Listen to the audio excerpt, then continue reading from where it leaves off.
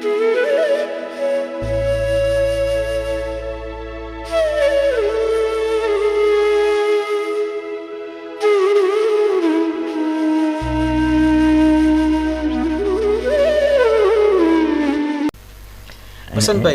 હું 1968માં PhD થયો. The first PhD in Amreli પાછો. એમ. અને એ કોલેજની નોકરી સાથે અધ્યાપક તરીકેની છે. એ જ સાથે એમાં બધું જ મારી આ જવાબદારી બધી ચાલુ છે. પછી એમાં હું માંદો પડ્યો, મને મોઢામાં ચાંદા પડ્યા, મારા પગ સોજી ગયા. એકવાર તો TB જેવું થઈ ગયું હતું, પણ G3માં ગયો તો વળી એને કીધું કે ના નથી, બચી ગયા છો. એવું તો ઘણું હાલ્યું મારે. પેરેલલ છે ને અનેક પ્રકારના સંઘર્ષોની વચ્ચે થઈને આપણે એકાક વિદ્યાને આમ પકડી રાખી. મેં કીધું આપણે બીજું કાંઈ નથી કરી શકીએ, આપણે અભ્યાસ કરો, સરસ્વતીના ચરણે જઈએ તો એ આપણું રક્ષણ કરશે. અને પછી સળંગ અધ્યાપક તરીકેની સળંગ ક્યાંય અમરેલીમાં જ નિવૃત્ત થયો. પછી હું 93માં 60 થી 93 7 વર્ષ ફોરવર્ડની 40-41 વર્ષની સર્વિસ એકલા અમરેલી. અમરેલી સાથેનો ધરતી સાથેનો જ નાતો એવો બિલકુલ અમરેલીનો છે બાજી. એટલે મને બહારની દુનિયાનું કંઈ ભાને નહીં. તમે મને ખૂબ મંડુક કહી શકો. ના, પણ હવે વસંતભાઈનું નામ અમરેલીની બહાર તો બહુ જ ગાજેલું છે. અને આ ગુરુની કૃપા આશીર્વાદના ગાજેલ તો શું હોય. પણ પછી આ અધ્યાપક મંડળમાં અને બધે જતા હોય, પેપર વાંચતા હોય, સેમિનારમાં ભાગ લીધો, એવું બધું તો કરતો જ હું. પુસ્તકો લખ્યા. ના, એટલે પ્રકાશિત ગ્રંથોની યાદી મેં મેળવી. એમાં એવું લાગ્યું છે કે જે તર્ક તરંગીણીની વાત આપે કરી, એમાં તમને એક પુસ્તકની વાત 2 મિનિટ તમારી લઈશ. પણ અદ્ભુત 2 પુસ્તકોની વાત મારે તમને કરવી છે. ન્યાય કંદલી તમે વાંચ્યું હશે? ન્યાય કંદલી એ એવું વૈશેષિક દર્શનનું આધારભૂત ગ્રંથ, કણાદના સૂત્રો પછીનો પ્રશસ્તપાદ ભાષ્ય ગણાય. એના ઉપરની શ્રેષ્ઠ ટીકા કંદલી શ્રીધરની ન્યાય કંદલી. બહુ સર આ પ્રશસ્તપાદ ભાષ્ય અને ન્યાય કંદલી છાપેલા નિર્ણય સાગરમાં મળે છે, પંડિત પુસ્તકાલય વારાણસીમાં મળે છે. મારા જેટલી સાહેબે એના ઉપર આ કંદલી ઉપર 3 ટીકાઓની હસ્તપ્રત, જુદા જુદા 3 ટીકાકારોના 3 સંસ્કૃત ટીકાઓ શોધી કાઢી. એક જેસલમેરમાંથી, એક પાટણમાંથી અને એક બીજે ક્યાંકથી. એ 3 ટીકાઓ એને ભેગી કરી અને મને બોલાવ્યો. મને કે એક મોટો પ્રોજેક્ટ મેં હાથમાં લીધો છે, પ્રશસ્તપાદ ભાષ્ય, કંદલી અને એની નીચે અને એની સાથે આ 3 ટીકા, આ 5નો આપણે ગ્રંથમાં. અને બરોડા યુનિવર્સિટીએ ભોગીલભાઈએ હા પાડ્યું છે કે એના ગાયકવાડ ઓરિએન્ટલ સિરીઝ મેં પ્રકાશિત કરશે. એટલે એ કે મેં હાથમાં લીધો છે, તારે મને મદદ કરવી પડશે. મેં તો કરો આજ્ઞા, તમે કહો એમ કરું. મને કે પહેલું કામ તો એ કરવાનું છે. આ 3 એડિટ તો હું કરી દઈશ કે હસ્તપ્રતો છે એ તો, પણ આ પેલું પ્રશસ્તપાદ ભાષ્ય અને કંદલી એની પ્રેસ કોપી કરવી પડશે. કે આપણે છાપેલી તો દેવાય નહીં, બધું કરી નાખું. હવે એ મોટા મોટા ગ્રંથો હતા, પણ હવે હજી હું PhD થયો જ તો મેં તો આ કંઈ ના તો પડાય નહીં ગુરુને. મારે ટાઈમ નહીં, એટલે રાતે કામ કરવું પડે, વહેલી સવારે ઉઠવું પડે, પાછી તબિયતના ઠેકાણી. તોય મેં બધું કર્યું. એ હજી મેં પૂરું કર્યું 1972માં. અને પૂરું કરીને સાહેબને દેવાની તૈયારી કરતો હતો. ત્યાં દ્વારકામાં સાહેબ હતા, જ્યારે ઇન્ડોલોજીના ડિરેક્ટર હતા. એનું હાર્ટ ફેલથી અવસાન થઈ ગયું એકદમ 72માં. સજ્જડ થઈ ગયા અમે તો બધા. એ દિવસો તો માંડ વિતાવ્યા. પણ મેં કીધું હવે તો આ બધું પેરિસ્કોપી તો મેં કરી, પણ હજી 3ની તો એડિટ કરવાની બાકી હતી. ભોગીભાઈ સાનેસરાએ મને બોલાવ્યો. મને કે જેટલી સાહેબ સાથે આ વાત મારે વાત થઈ હતી પ્રોજેક્ટની, એ તો ગુજરી ગયા છે, તું પૂરો કરી શકીશ? મારું ગુરુનું ઋણ છે. હું આટલું તમે પ્રેસ કોપી તો કરીશ, પણ આ 3ની એડિટ કરવા મને વાર લાગશે, કારણ કે હસ્તપ્રતો ઉપરથી મારે એની એડિટિંગ કરવાનું. મને કે જ્યારે થાય ત્યારે પણ કરીને દેજો, અમે છાપીશું. ભલે, મેં કીધું. મને કે ઊભો રહે, એમ નહીં, હું ઠરાવ કરાવું છું કે એસોસિએટ એડિટર તરીકે તારું નામ એમાં આવશે. મેં ના જેટલી સાહેબનું રાખો, મારું કાંઈ નહીં. એને ઠરાવ કરાવ્યો યુનિવર્સિટીમાં. અને પછી 20 વર્ષ મેં કામ પૂરું કર્યું. એમ સળંગ 20 વર્ષ. હા, એટલે આ 5 વર્ષ આ ગયા ને 15 બીજા. કારણ કે 4 તો ડાયરેક્ટરો બદલાઈ ગયા ઓરિએન્ટલ, એક તો ગુજરી ગયા. કારણ કે એ લોકોએ પછી છેવટે કાંટાવાળા સાહેબ આવ્યા. એણે મને કીધું કે આમ નહીં, હું બધું દેવા ગયો. પહેલાં પ્રશસ્ત પાદ્ય આવે, ભાષ્ય આવે, એની નીચે કંદલી આવે, એની નીચે એક ટીકા, એની નીચે બીજી ટીકા, એની નીચે એ બધાનો પાછો ક્રમ જળવાવો જોઈએ કે આના વિશે. હવે કેટલું અઘરું કામ થાય. આમ કન્ટિન્યુટીમાં એક એના એ જ પોર્શન ઉપર બીજું, એના ઉપર ટીકા, એ જ પોર્શન ઉપર. હવે હસ્તપ્રતોમાં તમારે ખબર છે કોઈ પ્રકરણ ન હોય, કાંઈ ન હોય, એ મારે વારંવાર બધું વાંચવું પડે, પ્રકરણો જુદા પાડવા પડે. એને કારણે 20 વર્ષ થયા અને બહાર પડ્યું.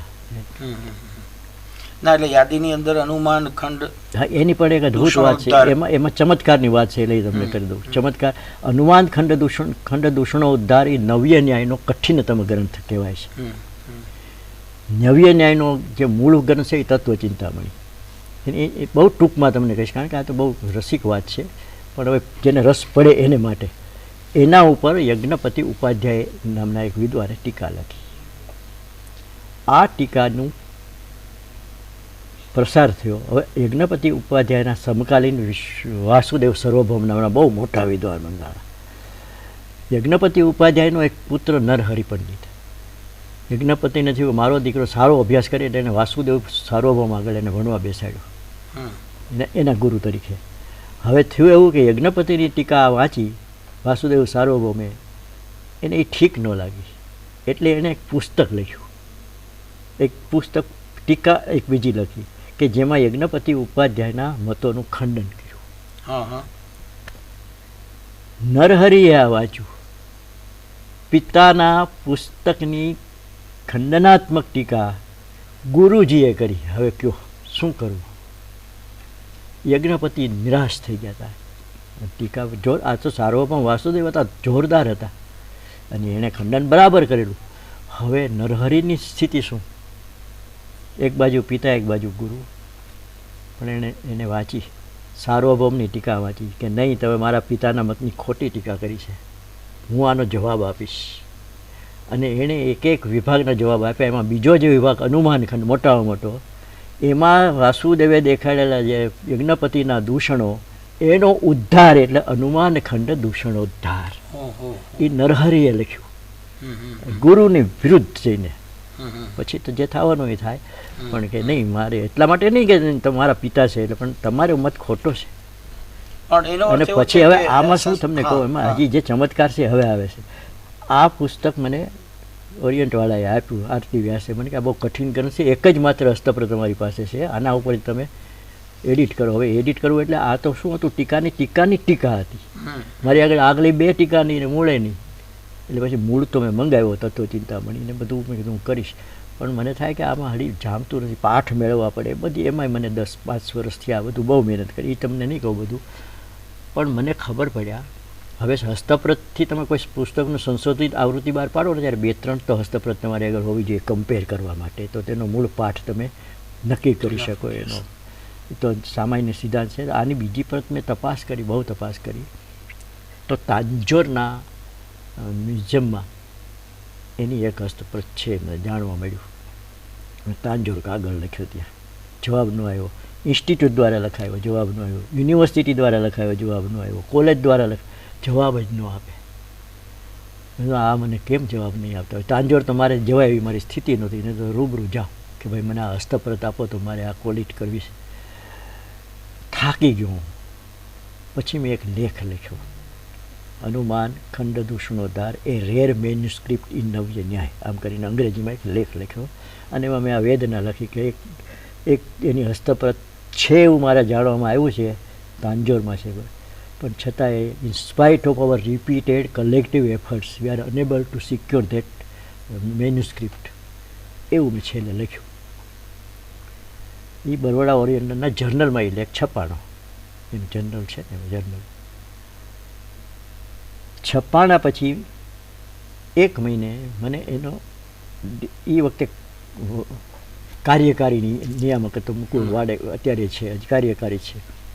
એણે મને એક સેમિનારમાં કહ્યું, મને કે તમને એક સારા સમાચાર આપું, તમે બોલો એક લેખ લખ્યો હતો ને અનુમાન ખંડ દૂષણો ઉદ્ધાર ઉપર, ફ્રાન્સથી એક ભાઈ આવ્યા છે કે પેરિસથી, એણે આ લેખ વાંચ્યો અને એણે કહ્યું કે આ તાંજોરની જે હસ્તપ્રત છે ને એની ફોટોકોપી અમારા આગળ છે, કે આ તમને મળી શકે એમ છે. અરે મેં તો આ તો કમાલ થઈ ગઈ, તમે એને લાવી દો. એ કે મેં એની સાથે વચન, તમારે આપણે ચોપડી છપાય તો એને મોકલવાની શરત સાથે આપણે મગાવીએ છીએ. ને મેન્યુસ્ક્રિપ્ટ ફ્રાન્સથી આવી અને મને એને આપી એટલે મેં ઓલું એડિટ કર્યું હતું, પાછું રીએડિટ કર્યું 2 હસ્તપ્રતો ભેગે. મેં તો ચમત્કાર તો કેવો થાય છે કે હું ભગવાનને કહું કે મને બીજી હસ્તપ્રત કેમ મળશે, પણ કઈ રીતે મેં લેખ લખ્યો, છાપામાં ફ્રાન્સવાળાએ વાંચ્યો, એની આગળથી હસ્તપ્રતની નકલ મળી અને મને પ્રાપ્ત થયું. આ જો નિષ્ઠા હોય તો ભગવાન દઈ રહી છે, એમ આ અનુમાન. વસંતભાઈ, એમ છે કે એક પ્રખર અભ્યાસુ અથવા તો પ્રકાંડ પંડિત એવું બધું પ્રભાવક એવું આપણે બોલીએ છીએ, પણ એ કેટલી મોટી યાત્રા અને એ અનુભવમાંથી પસાર થતા થતા જેને 20-20 વર્ષ સુધી અધ્યયન કરવાની તત્પરતા, તૈયારી અને તત્પરતા બે બહુ મહત્વનો મુદ્દો છે. હવે પરિણામે આપણને આજે ખ્યાલ આવે છે કે ભાઈ વસંતભાઈ બહુ રસાળ વક્તા છે, એવું ઘણા બધા એવો એક ભ્રમ ચાલે છે. પણ એ રસાળ કેમ છે? કારણ કે એમને બધું જ પોતે પસાર કર્યું છે, આટલા પુણ્ય શ્લોક વ્યક્તિત્વના દર્શન કરીને પાછું પદાર્પણ કર્યું છે. એટલે એ કહેવાય કે એક દિવ્યતાથી આપનામાં ઉમેરાણું. આટલા વર્ષોની અધ્યાપક તરીકેની આપની કારકિર્દી. હવે મારે એક થોડો વિચિત્ર પ્રશ્ન આપને પૂછવો છે. જી. આજના અધ્યાપકોને એમાંથી આપ કઈ નક્કર સૂચન કરવા ઈચ્છો છો? ના, એક સૂચન કરવાનું વર્ષોથી બંધ કરી દીધું છે. ના, પણ તો પણ એટલે આપ શું ઈચ્છો, આજના અધ્યાપક પાસેથી ઈચ્છો શું? હા, હું એ તમને ઘટનાથી કહીશ. નવનિર્માણ થયું હતું આખા ગુજરાતમાં, તમને ખબર છે, અને એમાં કોલેજના વિદ્યાર્થીઓ અને અધ્યાપકો પણ જોડાયા હતા અને ખાસા સમય સુધી એ ચાલ્યું હતું. અમારી કોલેજ પણ એમાં જોડાઈ હતી. હવે હું પણ જોડાયા, બધા જ જોડાયા હતા. પણ હવે એને કારણે શું થયું કે ભણાવવાનું બંધ થઈ ગયું. અધ્યાપકોને આંદોલન કરતા તો બહુ ફાવે નહીં, એટલે શું કરે, એક ઝાડ નીચે બેસે, 2-4 સૂત્રો પોકારે, એકાદી પ્રભાત ફેરી કરે, પછી પાછા બેઠા રહે. આ તો ખોટું થાય છે, ભણાવવા દેતા નથી. આટલું કર્યા પછી ભણાવે તો શું વાંધો હોય, પણ એવું કહીએ તો કે આ કોઈ સારા અર્થમાં લે નહીં. હું બહુ મૂંઝાઈ ગયો, મને આ ન ગમ્યું. તમે પંડ્યા સાહેબ મારા ગુરુ હતા ને, ભાવનગર, એને કાગળ લખ્યો. મેં તો સાહેબ આ દિવસો બધા આપણે પગાર તો મળે જ છે, એ તો ઠીક છે, ગૌણ વાત ગણો, પણ ભણાવવાનો આનંદ આપણો છીનવાઈ ગયો છે. અને આ આંદોલનમાં તો કાંઈ આપણું સક્રિયતા નથી. સક્રિયમાં હોય, આપણે જેલમાં જતા હોય ને એવું બધું હોય, સક્રિય આપણે નથી આંદોલનમાં, અને ભણાવવામાં આપણે નિષ્ક્રિય થઈ ગયા છે. આ તો બહુ ખોટું છે. તો મારે શું આમાં કેમ, આ તો કાંઈ સ્થિતિમાં સમજણ નથી પડતી, એટલે મને ગમતું નથી આમ. એટલે હું કેવળ વેદના વ્યક્ત કરું છું તમારી આગળ. બીજાને કોને કહેવું, મારે કોઈકને કહું તો અર્થ નોનથ કરે. એનો એક જવાબ આવ્યો 4 લીટીમાં કે ભણાવીએ તો જ અધ્યાપક કહેવાય એવું નથી, ભણીએ તો પણ અધ્યાપક કહેવાય. જેટલો વખત કોલેજમાં અધ્યાપન કાર્ય ન થાય એટલો વખત, એટલા સમય સુધી તમારે સ્વયંને ભણાવવા. તમે વાંચો, તમે અભ્યાસ કરો, તમે શું કામ ત્યાં બેસો છો? એટલે મારે અધ્યાપકોને આ કહેવું છે કે કાયમ જો તમે વિદ્યાર્થી રહી શકો ને તો જ તમે અધ્યાપક રહી શકો. આટલું જ કેવું છે, કોઈ મારે સૂચના નથી. ના, પણ આટલું કહીને એમાં લગભગ આખું એક શાસ્ત્ર કહેવાય ગયું છે. આ મારા અનુભવ છે. બરાબર છે. અને એ પાછું એક ઘટનામાંથી ઉદ્ભવ્યું અને જવાબ મળ્યો વિદ્વાન તરફથી. પણ એ બહુ સાચી વાત છે, કારણ કે જે વિદ્યાર્થી નથી જીવનભર, એને પોતાને શિક્ષક કહેવાનું કોઈ. એટલે હું મારા, તમે પ્રવચનોની વાત કરીને, પ્રવચનોમાં મેં લગભગ ઘણીવાર એમ કહ્યું છે કે આજે આપણો સમાજ એવો થઈ ગયો છે કે આપણે દરેક બાબતમાં પાર્ટ ટાઈમ થઈ ગયા છીએ. આપણા વ્યવસાયમાં આપણે પાર્ટ ટાઈમ હોઈએ છીએ. આપણે 11 થી 6 બેઠા એટલે આપણે ફૂલ ટાઈમ નથી થઈ જતા, કારણ કે આપણે કામ તો પાર્ટ ટાઈમ જેટલું જ કરતા હોઈએ છીએ, બાકી તો આપણે બીજું ઘણું વચમાં આડું અવળું કરતા હોઈએ છીએ. અધ્યાપક પણ આપણે ફૂલ ટાઈમ પગાર લઈને, પાર્ટ ટાઈમ અધ્યાપક પાર્ટ ટાઈમનો પગાર લે છે, પણ ફૂલ ટાઈમ વાળા પાર્ટ ટાઈમ જ છે. તમે કેટલું ભણાવો, શું કરો છો? આપણે પણ પાર્ટ, મા બાપો પાર્ટ ટાઈમ થઈ ગયા છે. તો એવરીથિંગ, આખા સમાજની અંદર બધા જ લગભગ પાર્ટ ટાઈમ જ કામ કરે છે, કારણ કે પોતાની જાત પ્રત્યેની નિષ્ઠા ખોઈ બેઠેલા માણસો પાર્ટ ટાઈમ જ થઈ જાય, એટલે ફૂલ ટાઈમ જીવતા જ નથી. આખી આપણી આજની સભ્યતા ફૂલ ટાઈમ જીવતી નથી, એટલે અડધી બેહોશીમાં જીવે છે. એટલે આમાં ક્યાંથી અધ્યાપકોને તો મને વસંતભાઈ એ મારે ખાસ નોંધવું છે કે વ્યાખ્યાનની જે વાત થઈ કે વક્તા તરીકેની વાત થઈ, આજે ડૉક્ટર વસંત પરીખ વ્યાખ્યાનમાળા 1993થી નિયમિત ચાલે છે, અને ષષ્ઠી પૂર્તિ ઉત્સવ અમરેલીના સમયથી 40 સંસ્થાઓ દ્વારા થયું, અને એ વ્યાખ્યાનમાળા એ ઉત્સવ ઉજવાનો અને પછી વ્યાખ્યાનમાળામાં સતત બહારના વક્તાઓ આવતા રહે એવું આયોજન આપના. એ વખતે શું થયું, બધા હું નિવૃત્ત થયો, મારા વિદ્યાર્થીઓ તો પાર વિનાના હતા. મારે શું હતું કોલેજમાં, હું ક્યારેક કહું છું, રમૂજમાં પણ કહું છું ને હાથ સાચું પણ કહું છું કે ઘણા બધા વિદ્યાર્થી, દિલીપ સંઘાણી પણ મારો વિદ્યાર્થી, રૂપાલા મારી કોલેજનો વિદ્યાર્થી, બીજા કેટલા બધા છે, કે મારે શું હતું કોલેજમાં કે ક્લાસ તો અમે નહીં બરાબર છે, પણ પછી અમે એક ઝાડ નીચે બેસીએ અધ્યાપકો, છોકરાઓ પણ આવે બેસે ને બધા. ત્યારે હું એક જે બધી સાંસ્કૃતિક પ્રવૃત્તિ હોય ને એનો હેડ ઓફ ધી પ્રોફેસર હતો, એનો બધી ખૂબ કરાવતો બધું કોલેજમાં, નાટક ને ગીતના આ ને તે આ બધા આવતા દિલીપને બધા. પછી હું કહું કે જે છોકરાઓએ મારા ક્લાસ રેગ્યુલર ભર્યા છે એ બધા કારકુન કે શિક્ષક થયા છે, પણ જેણે ક્લાસ નથી ભર્યા ને વૃક્ષો નીચે આવ્યા છે ને એ બધા મિનિસ્ટર ને ધારાસભ્યો થયા છે. વસંતભાઈ, મારે કેટલાક નટશેલ પ્રશ્નો આપને પૂછવા છે. ગઈકાલનું શિક્ષણ, આજનું શિક્ષણ અને આવતીકાલનું શિક્ષણ, એવો વિષય કોઈ આપને કે પ્રતિભાવો આપના ટુ ધ પોઈન્ટ મુદ્દાસર કોઈ માગે તો ગઈકાલનું કેવું, આજનું કેવું ને આવતીકાલનું કેવું હશે? આપને નથી લાગતું કે આ પ્રશ્ન છે સેમિનારનો પ્રશ્ન છે? ના, સેમિનારનો છે, પણ હવે હું એવી વ્યક્તિ પાસેથી લાઘવની વાત કરું છું કે જે અપેક્ષિત છે. આપનું ઔદાર્ય છે. આ સંદર્ભમાં આપણે, હું તમને દાખલો આપીને જ વાત કરું છું મારે, એટલે શું પાક્કું થઈ જાય. રવિન્દ્રનાથ ટાગોરનું સાધના પુસ્તક છે, બહુ સુંદર છે, અતિ સુંદર છે. એની ચર્ચા તો આપણે નથી કરતા, પણ એમાં ઉપનિષદ ઉપર એમના લેખો છે અને આત્મજ્ઞાન ઉપરના લેખો છે. The only book on philosophy, Upanishad philosophy ઉપરની એકમાત્ર ચોપડી છે. એમાં એમણે એક વિધાન કર્યું છે. આપની આ ત્રણેય પ્રકારના શિક્ષણની વાત એમાં આવી જાય એ રીતે હું એમાંથી ગ્રહણ કરું છું કે પ્રાચીન સમયમાં જે શિક્ષણ અપાતું હતું એ ખુલ્લામાં પ્રકૃતિની ગોદમાં અપાતું હતું.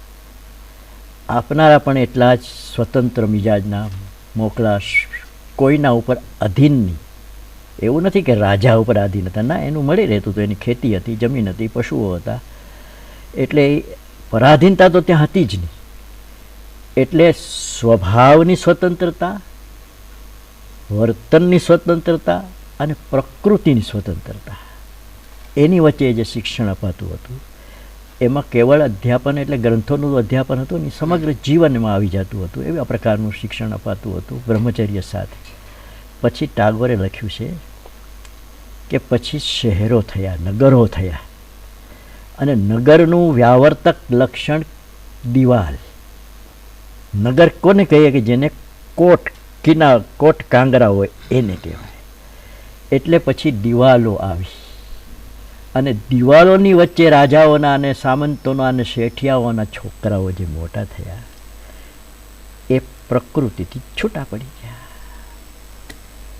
આ વર્તમાન શિક્ષણ. આ તમે સંક્ષેપમાં કહીએ. સરસ. પછી શું થયું તે હવે હું કહું છું. હવે ટાગોરની વાત તો ત્યાં પૂરી થઈ.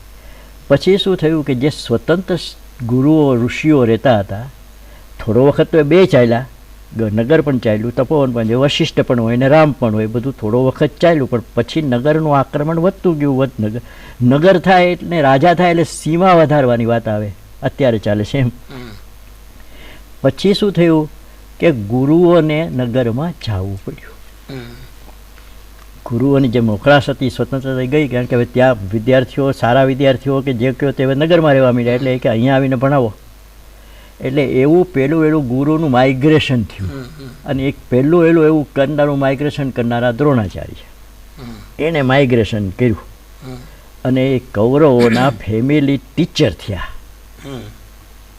કૌરવ એટલે પાંડવને કૌરવ બે આવી જાય, એના ફેમિલી ટીચર થયા. એટલે શિક્ષકનું જે મિશન હતું તે પ્રોફેશન થવાની શરૂઆત ત્યાંથી થઈ. અને ત્યાંથી થઈ પછી તો ત્યારે શું હતું કે ગુરુની પોતાની શાળા હતી, ત્યાં જેને ભણાવે એમ ગુરુઓના પોતાના આશ્રમો, અને પછી જેમ કે ઉજ્જૈનીમાં સાંદીપનીની નિશાળ હતી, એમ જુદા જુદા ઠેકાણે બધા ગુરુઓની પછી નિશાળો થઈ. આ જે સેલ્ફ ફાઇનાન્સ છે ને એનું નાજુક રૂપ ત્યાં વહેલું પ્રગટ થયું. પછી અને પછી જે થવું જોઈએ તે થયું કે પ્રાકૃતિક ઘડતરના બદલે જીવન મૂલ્ય શિક્ષણની સાથે અપાઈ જતું હતું. હવે એમાં પહેલાં તો શું હતું કે હજી કેટલા એમ કહે છે કે એક પીરિયડ એથિક્સનો રાખો. હવે કાંઈ એથિક્સના પીરિયડ હોય કે વિદ્યાર્થીઓને સંસ્કાર આપે માટે ધર્મનો એક વિષય રાખો? ના, તમારા પ્રત્યેક પીરિયડની અંદર તમારા વર્તનથી. બરાબર છે. વિનોબાજીએ જેમ કહ્યું, આચાર્ય ત્યાં આચાર્ય. તમે તમારા વિદ્યાર્થીઓને તમારા આચરણથી જ શિક્ષણ આપી શકો, મૂલ્ય આપી શકો. તો એ ત્યારે પછી દિવાલો થયા પછી આ બધી પરિસ્થિતિ આવી એટલે તૂટી ગયું. પછી શિક્ષણ ન રહ્યું, પછી કૌશલ્ય રહ્યું, શિલ્પ રહ્યું છે. શિલ્પ એટલે નૃત્ય કલા, ચિત્રકલા, ધનુષ્યબાણ, એની કલા, આ બધી કલાઓ કે શિલ્પો થયા. એટલે તમે જો અભ્યાસ શબ્દ છે ને એ આપણે શિક્ષણ માટે વાપરીએ છીએ. શેમાં અભ્યાસ કરો છો કે 8માં? હવે અભ્યાસનો અર્થ શિક્ષણ કેવી રીતે થાય? અભ્યાસ એટલે તો વારંવાર પ્રયત્ન કરવો, સતત ઘૂંટવું હોય, એને અભિવત્તા આસ ધાતુ છે. ટુ થ્રો, બાણ વારંવાર નિશાન ઉપર ફેંકે એટલે લાગી જાય. એ જે પ્રેક્ટિસ છે ને એને અભ્યાસ કહેવાય. તો અભ્યાસ તો કોઈ પણ ક્ષેત્રમાં આવે જીવન, નિશાળમાં, કોલેજમાં નહીં, દરેકમાં આવે. મોચી પણ અભ્યાસ કરતો હોય, રસોઈયો પણ અભ્યાસ કરતો હોય, કુંભાર પણ અભ્યાસ કરતો હોય. અભ્યાસ એટલે તો તમે જેમાં કૌશલ્ય મેળવવા માગો છો તેવી કોઈ પણ પ્રવૃત્તિ માટે કરવામાં આવેલી સતત મથામણ. એટલે આ સતત અભ્યાસ દ્વારા જે તમે સિદ્ધ કરવા માગો છો એ શિક્ષણ છે. અને શિક્ષણ દ્વારા પણ જે તમારા જીવનમાં તમે ઉતારવા માગો છો એ વિદ્યા છે. તો એ તો ગઈ. અત્યારે શિક્ષણ એટલે કુશળતા આવી. આ તમારે આ પેકેજ શબ્દ અત્યારે જે હું સાંભળું છું, પેકેજ પહેલાં તો મને સમજાણું નહીં. ઓલો 2 લાખનું પેકેજ છે, 3 લાખનું પેકેજ છે. મેં તો પેકેજ શું? એ કે પગાર 12 મહિનાનો હોય ને પેકેજ કહેવાય, બધું અંદર આવી જાય. એટલે હવે આપણી વિદ્યા પેકેજમાં બંધાઈ ગઈ. તો એનું જે ચારિત્ર ઘડતર થવું જોઈએ તે થયું નહીં. હવે આ તમે જુઓ, એક અધ્યાપકના 2 કે 3 કર્તવ્યો આવતીકાલના શિક્ષણ માટે શ્રેષ્ઠ બનાવવું હોય તો વસંતભાઈની નજરે 2 કે 3 એવા નક્કર કર્તવ્યો, જસ્ટ વર્ડ્સ ઓનલી. નક્કર કર્તવ્ય તો કોણ માને? ના, અપેક્ષિત જે આપણે કહીએ, અપેક્ષિત કહીએ તો પેલું કર્તવ્ય એનું એ છે કે એને પોતાની જાત પ્રત્યે વફાદાર રહેવું જોઈએ. અધ્યાપક, બહુ સરસ. હું અધ્યાપક છું એ આકસ્મિક નથી. કદાચ ભૂલથી થઈ ગયો પણ હવે તો હું થઈ જ ગયો છું, તો હું હવે વફાદારીથી કરું. આ તમને આ સંદર્ભમાં એક જ વાક્ય કહું છું. આ બધા બહુ બોલે છે સભાઓમાં, બહુ. મેં પછી કીધું એક સભામાં કે શું કહે છે, शिक्षक साधारण नहीं है, निर्माण और प्रलय उसके हाथ में है. ચાણક્ય કહે છે. એટલે મેં પછી એક સભામાં કીધું, મેં કીધું ચાણક્ય આ વાક્ય બોલ્યો નથી. એક વાત તમે સમજી, આ વાક્ય ચાણક્યની સિરિયલ આવતી ને ટીવીમાં એમાં બોલવામાં આવ્યું બનતા સુધી. અને એટલે એ શિક્ષક કભી સાધારણ નહીં હોતા. એ વાક્ય સારું છે, ગમે એણે કીધું હોય. પણ હવે મારે તમને આજના યુગમાં એમ કહેવાનું છે કે સાધારણ વ્યક્તિ કભી શિક્ષક નહીં બન શકતા. પણ આજકાલ સાધારણ વ્યક્તિ શિક્ષક બની ગયા છે. એને કારણે આ દુર્ઘટના થઈ છે. એ તમને ખબર છે? તમે જ્યારે અસાધારણ થઈ જાઓ ને, અસાધારણ એટલે સામાન્ય ચીલા ચાલુ લોકોથી જુદા ચાલવાનું વ્રત દો ને તમે, ત્યારે તમે અસાધારણ કહેવાનું, ત્યારે તમે શિક્ષક થવાને લાયક બનો. એટલે જાત પ્રત્યેની વફાદારી આ પહેલી વાત છે. પહેલી વાત તો જ તમે અસાધારણ બની શકો. નહીં અને જાત પ્રત્યેની વફાદારી મેં કેળવી લીધી. પછી બીજી વાત કઈ? પછી અભ્યાસ તમારે સતત તમારે અભ્યાસ કરતા રહેવું. સતત તમારે અભ્યાસ કરતા રહેવું. અને ત્રીજું, તમારા અંગત જીવનમાં જરા પણ ડાઘ ન લાગે એ પ્રકારની શુદ્ધ. આ 3 વાના હોય. હવે તો એવું બનવા લાગ્યું વસંતભાઈ કે લગભગ લોકો ખોટું પણ કરે છે અને એને જસ્ટિફાઈ કરે છે. હા, એનું ગૌરવ પણ અનુભવે છે. જરા ગૌરવ કરે છે. અને કદાચ એ જ મને એમ છે કે આજની આપણે જેને કહેવાય ને વિસંગતિ છે, કે જે મહતી વિનષ્ટિ, કેન ઉપનિષદ કેમ છે કે મહતી વિનષ્ટિ છે. આપ સંસ્કૃતના આટલા પ્રાધ્યાપક રહ્યા, પ્રખર વ્યક્તિત્વ તરીકે આજે અનેક પર્વો, સંસ્કૃત પર્વ હોય કે કોઈ પણ કાર્ય હોય તો એમાં વસંતભાઈ અગ્ર હોય. તો સંસ્કૃત એક ભાષા તરીકે અને સંસ્કૃત ભાષાના ભવિષ્ય તરીકે વસંતભાઈનો અભિપ્રાય શું છે? એક વાત તો એ છે કે સંસ્કૃત ભાષા તો કોઈ નાશ તો પામવાની નથી. અત્યારે રિવાઈવ પણ થઈ રહી છે. કોમ્પ્યુટરમાં એનો ખૂબ ઉપયોગ થાય છે. સંસ્કૃતમાં મેગેઝિન્સ ને દૈનિક પણ નીકળે છે દક્ષિણમાંથી, ઘણા બધા નીકળે છે. સંસ્કૃતમાં સર્જન પણ થાય છે, સંસ્કૃત સંભાષણના વર્ગો પણ ચાલે છે. અને એક બીજું બહુ સારું કામ એ થયું છે કે ગુરુકુળોની અંદર સંસ્કૃતના અભ્યાસો વ્યવસ્થિત થાય છે. જેમ કે આજ તમારે અહીંયા છારોડીમાં છે, માધવપ્રિયદાસજી ચલાવે છે, સાંદીપની પોરબંદરમાં રમેશભાઈજી ચલાવે છે, એમ વેચા જ છે. કારણ આ પણ ચાલે છે. એટલે સંસ્કૃતને ટકાવી રાખવા, એનો વિકાસ થાય, વિસ્તાર થાય, એને માટેના પ્રયત્નો તો ચાલે છે. પણ આમાં આપણા લોકો, ખાસ કરીને શિક્ષણમાં પડેલા લોકો, એક ખોટી માન્યતાનો શિકાર બની ગયા છે. એ કે હાઈસ્કૂલમાં વિષય તરીકે એને દાખલ કરીને એને ફરજિયાત વિષય બનાવવો જોઈએ, એને 100 માર્કનું પેપર રાખવું જોઈએ, તો જ સંસ્કૃત બચશે.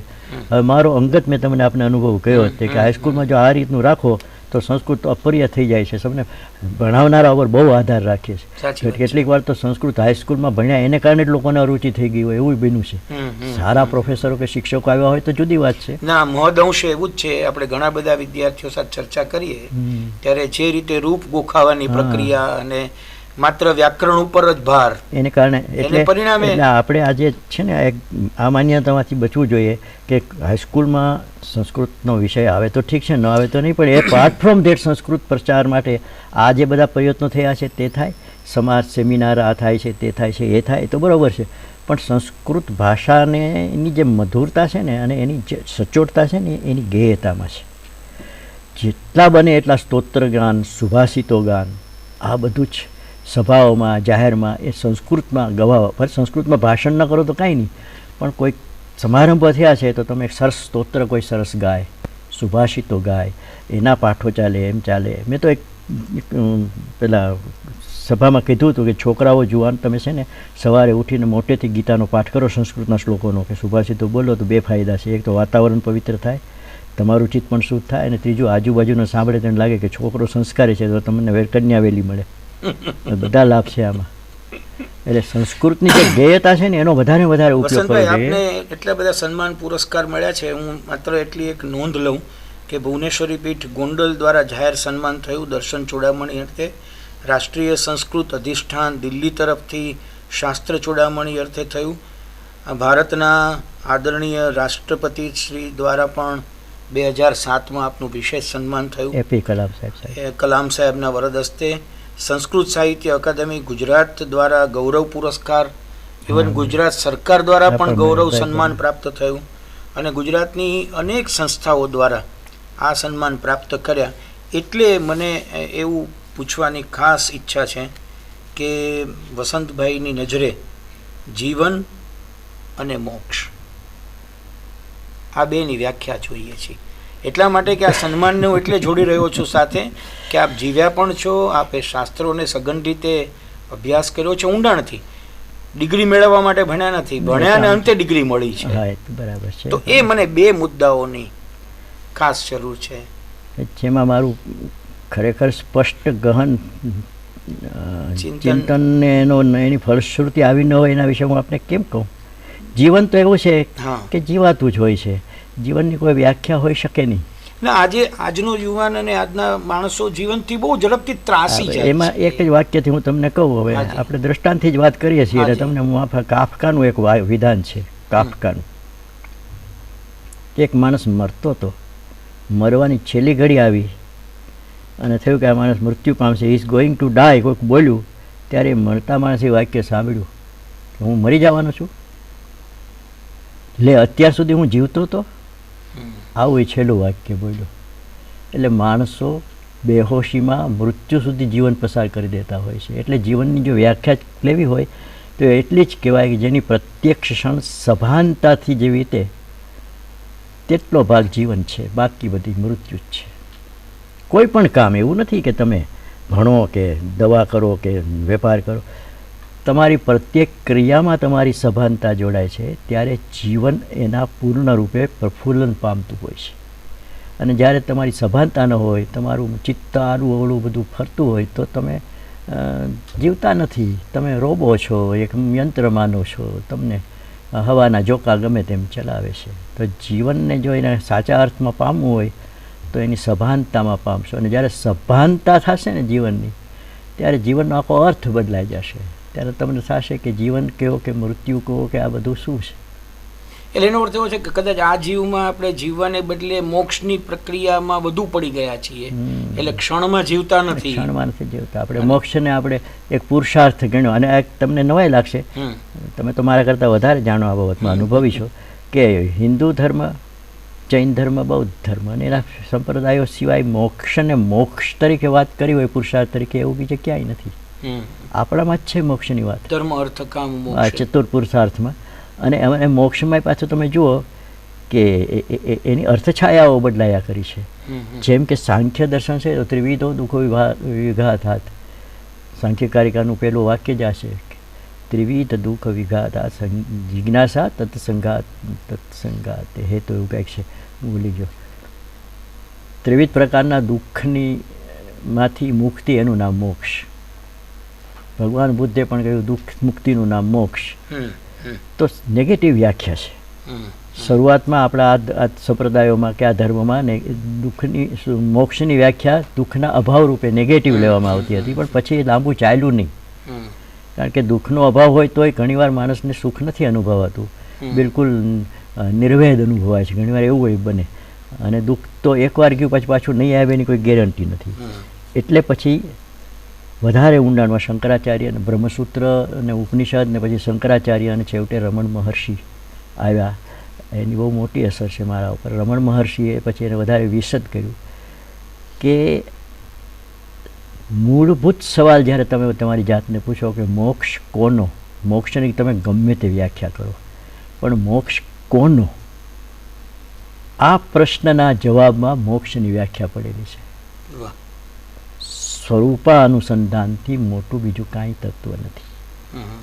આ જ્યારે તમને તમારો પોતાનો વાસ્તવિક તમારા મૂળ સ્વરૂપનો, રિયાલિટીનો પરિચય થાય ત્યારે પછી કાંઈ જ રહેતું નથી. પછી બધું જ ફેન્ટમ છે બધું. તો એટલે ભ્રમણામાંથી મુક્તિ, એનું નામ મોક્ષ ગણો. કે સ્વરૂપાવસ્થાનમાં ધાવો, તમારી જાતને પામો. જાણો નહીં, જાણો તો પુસ્તકોમાં ઘણું બધું છે, પણ યુ જસ્ટ રિયલાઇઝ ઇટ. અને રિયલાઇઝ તો ક્યારે થાય કે જ્યારે તમે અહીંથી ઊભા થઈને મને લાફો મારો તો હું દાંત કાઢું તો એ રિયલાઇઝ થયું કહેવાય. મારું મગજ છટકે તો એ મેં ચોપડી જ વાંચી છે, બાકી મારામાં કાંઈ ફેરફાર થયો નથી. એટલે વસંતભાઈ, આજના આ દીર્ઘ સંવાદમાં બહુ જ ઊંડાણથી, અને મને આનંદ એ વાતનો છે કે આટલું બધી મોટી યાત્રા કર્યા છતાં બહુ સહજતાથી, બહુ સરળતાથી આપણે એમની સાથે વાતો કરી.